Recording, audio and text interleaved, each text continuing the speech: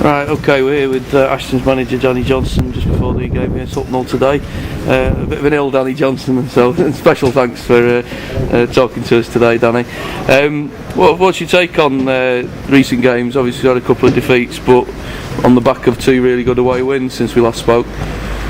Dave, I just think we've really overachieved and we've thought above our weight all season. Don't care what anyone says, that's happened. I think a lot of the games we scraped through and we've got victories. But we've still got a good group of players. There's no question about that. We've still got a good team in it. But sometimes when you have got a little bit of inexperience and you have got a little bit of quality in certain areas, you're going to get punished, and that's what happened last week. But when you look at the Matlock games, really, despite with some of the comments that you hear and people saying why was Ian Bennett left out and why was Matty O'Neill left out, and that's my decision as manager, and I think it's disrespectful to the players who come in. Ben Smith's a very good player, Danny Burns a very good player. They deserve a chance to play as well. They've not played, and it's my job to keep the squad moving around. So, but listen, I just thought last week we wasn't at the races in certain areas. However, I don't think Terry Smith will have as bad a game as that. When you speak to Terry, I'm sure he'll tell you the first one he should have saved, or he should have got hold of. The second one he should have saved.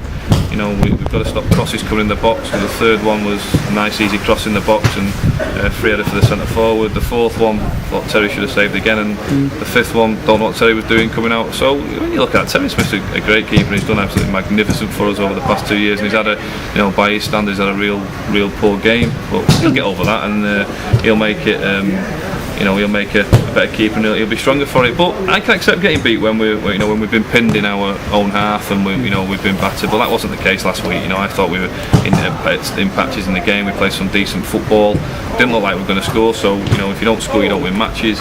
But we were never pinned in our own half by Matlock. They never sort of had us by the throat for any stage of the game. I thought the goals just come at real bad times, and we didn't make it difficult for them to score. We made it quite easy for them to score. And if you do that, you're going to get punished in this league. There's no question. But shaking up the team a little bit today. You're going to leaving Alex Frost out and leaving Gaz Richards out. I think needs a bit of a break, and bringing Matty O'Neill back in, and and bringing Craig Robinson back in. So I'm shaking it up a little bit. But these were decent. I don't know. We know that from when we played them at their place. I think at the end of August, start of September. We beat them 2-1. But if I'm honest, on the day, probably a draw would have been a fair result. If not, Hucknall to win it. So we've got to be at our best again today, and we've got to try and recover as quickly as we possibly can from last week. But it's not all doom and gloom. We'll keep on going. We'll keep working hard, and we'll bounce back. I'm sure we will.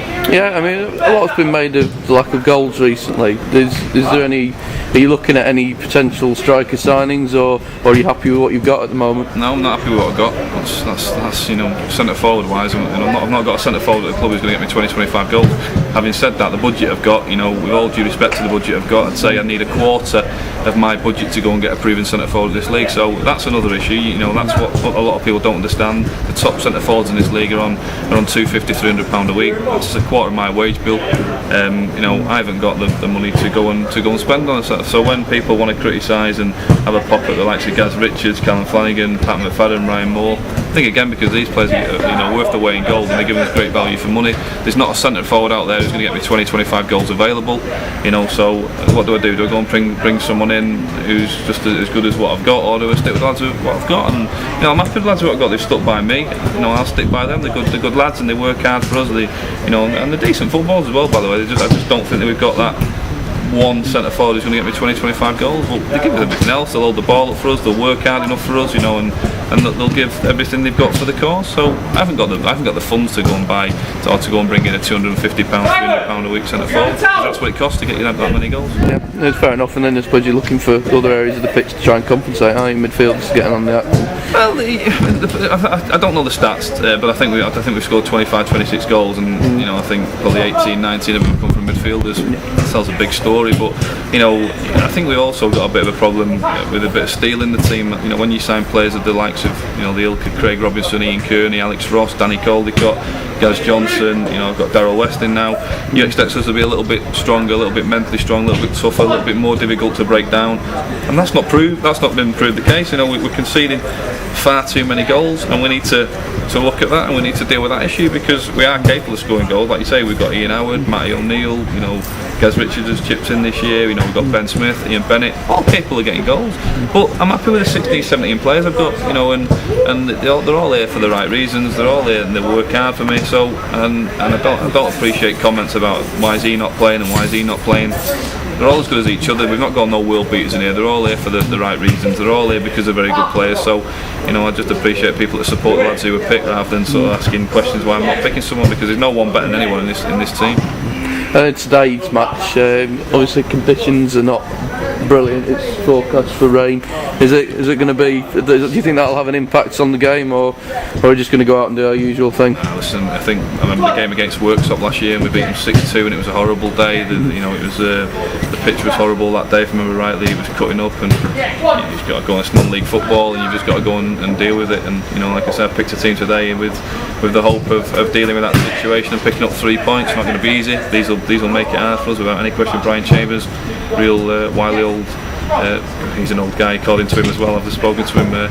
He knows his stuff. He knows what we're about. He had us watched at Matlock. His view on Matlock, or his scouts' view on Matlock, was very similar to mine. We conceded 4 or 5 real sloppy goals. We was never out of the game. His scouts said if anything we should have got a point from the game, because it was that and then you read Mark Atkins's comments that they absolutely battered us on the day. And if Mark thinks that, then that's I don't think they battered us. I think we made it very easy for them to score goals, and they didn't pin us in our half. They didn't have us by the throat at any stage of the game. We made it easy, and it was one of our bad days. But we're having too many of them bad days at the minute. We had a bad day at Ferriby, we had a bad day at Boston. And a team third in the league after 19 games with a -6 goal difference tells you there's a fundamental problem.